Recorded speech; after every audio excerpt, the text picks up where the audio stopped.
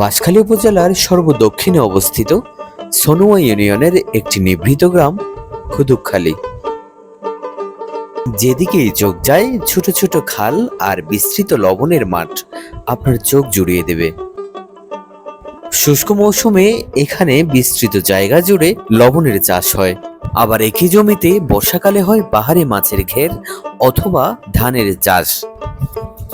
প্রান্তিক জনগোষ্ঠীর একটি বিশাল অংশ মাছের ঘের, ধানের চাষ কিংবা লবণ উৎপাদন করে জীবিকা নির্বাহ করে।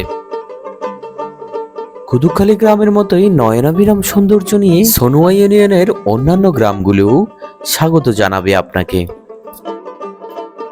আর সেই উষ্ণ অভ্যর্থনা নিয়ে আমরা ঘুরে দেখতে চাই সনুয়া ইউনিয়নের বিভিন্ন গ্রাম।